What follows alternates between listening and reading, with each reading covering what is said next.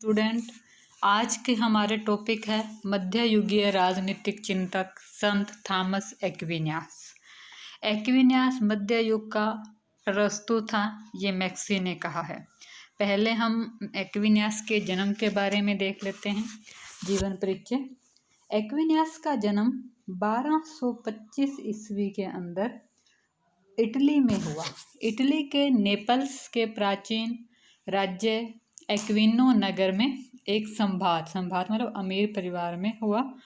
उसके माता पिता की इच्छा थी कि उनका होनहार पुत्र राज्य का कोई उच्च पदाधिकारी बने, किंतु थॉमस हैं वो बचपन से ही गंभीर विचारधारा के थे। इसीलिए उन्होंने उस समय समाज सेवा के लिए सदस्यता ग्रहण कर ली। माता पिता और अन्य संबंधियों के समझाने के बावजूद भी थॉमस अपने मार्ग से विचलित नहीं हुए और भागकर पेरिस पहुंच गए।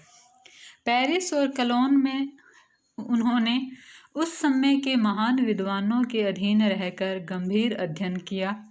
थॉमस एक्विनियस ने अरस्तु के तर्कशास्त्र, राजनीति संबंधी ग्रंथों का सूक्ष्म अध्ययन किया। अपनी शिक्षा समाप्त कर एक अध्यापक हो गए। एक्विनियस की मृत्यु 1274 ईस्वी के अंदर हुई। 1274 ईस्वी में उनकी मृत्यु हुई। उनके द्वारा प्रमुख रचनाएं लिखी गई सुम्मा थियोलॉजिका और सुम्मा कॉन्ट्रा जेंटाइल्स और अरस्तु की राजनीति की टीका और द रूल्स ऑफ प्रिंस आदि उनकी प्रसिद्ध रचनाएं हैं। संत थॉमस ने अरस्तु के दर्शन को ईसाइयत का आधार बनाया। थॉमस के इस समन्वय में पश्चिमी सभ्यता को एक सांस्कृतिक आधार मिल गया। ईसाइयत के बिना इस आधार के अपनी भौतिक समृद्धि का कोई औचित्य ही नहीं मिल पा रहा था। उनके ज्ञान संबंधी योजना और राजनीति विचारों का वर्णन है, वो हम देखेंगे। संत थॉमस ने अपने पूरे दर्शन में 4 प्रकार का ज्ञान बताया है। 4 प्रकार के ज्ञान में पहला है भौतिक संसार। भौतिक संसार के संबंध, भौतिक का संबंध विज्ञान से है। यह एक शाश्वत इकाई है, विशेष ज्ञान है जो तार्किक विवेक के द्वारा नियम बनाता है, जिन्हें मानवीय कानून कहा जाता है। दूसरा है वैश्व जगत। वैश्व जगत ये भौतिक संसार की दूसरी मंजिल है। यह विश्व ज्ञान का क्षेत्र है, ना कि कोई विशेष ज्ञान। इस जगत में प्रत्येक प्रकार की विभिन्न इकाइयों का ज्ञान समृद्ध होकर समष्टिगत होता है, मतलब सभी इकाइयाँ एक दूसरे से जुड़ी होती हैं और उनका सामूहिक रूप से अध्ययन किया जाता है। थॉमस ने इसी दर्शन को रोटेनल प्रिंसिपल कहा है। इस दर्शन में जिन कानूनों का निर्माण होता है उन्हें नेचुरल लॉ, प्राकृतिक कानून कहा जाता है। फिर ज्ञान का तीसरा आधार है धार्मिक संसार। उनके ज्ञान की तीसरी मंजिल है धार्मिकता। दर्शन और विश्वास दोनों के समन्वय से जो ज्ञान मिलेगा, इस ज्ञान में आत्मिक और भौतिक ज्ञान दोनों शामिल होंगे। इसे देवीय कानून कहा जाता है। शाश्वत ये ज्ञान की चौथी मंजिल है। चोटी जो सर्वोच्च है, यह ज्ञान, कानून, विवेक की सर्वोत्तम शिक्षा है। इससे जो नियम बनेंगे वो शाश्वत विधि है। एक्विनियस के राजनीतिक विचारों में प्रकृति संबंधी विचार। थॉमस ने प्रकृति की जो तस्वीर पेश की है वो ज्ञान से पूरी तरह मिलती है। उन्होंने कहा कि यह संसार एक प्रकार की श्रृंखला है, जिसमें सबसे ऊपर ईश्वर है और नीचे इंसान और सभी प्राणी एक दूसरे से जुड़े हुए हैं।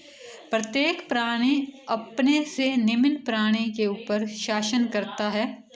इसका उदाहरण देते हुए थॉमस ने बताया, यह संसार ठीक उसी प्रकार है। जैसे संसार के ऊपर ईश्वर शासन करता है और शरीर के ऊपर आत्मा। प्रत्येक प्राणी का अपना महत्व है। उन्होंने कहा कि हर व्यक्ति का अपना एक स्थान है, उसके कुछ अधिकार और कर्तव्य हैं।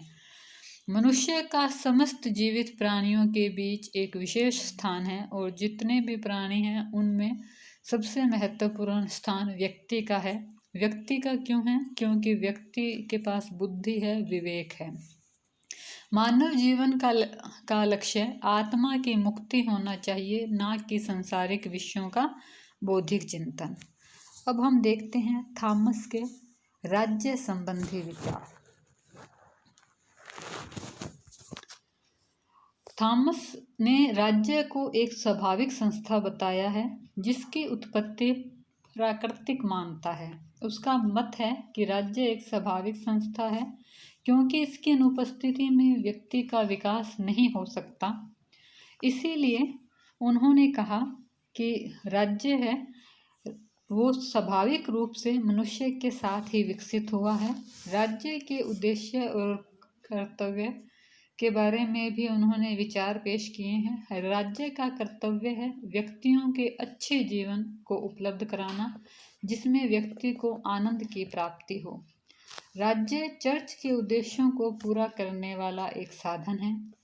संत थॉमस ने एक तरफ राज्य को चर्च की अधीनता से पृथक किया तो दूसरी ओर उन्होंने ये भी कहा कि राज्य है वो चर्च की इच्छाओं को पूर्ण करने के लिए स्थापित है।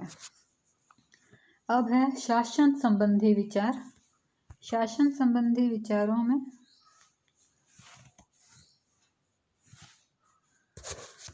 एक्विनियस के अनुसार राज्य और समाज की जो स्थापना है वो ईश्वरीय है, स्वाभाविक है। शासन अपनी शक्ति ईश्वर से लेता है ताकि वो मानव के जीवन के लिए अच्छा काम कर सके, मनुष्य की भलाई के लिए कार्य कर सके।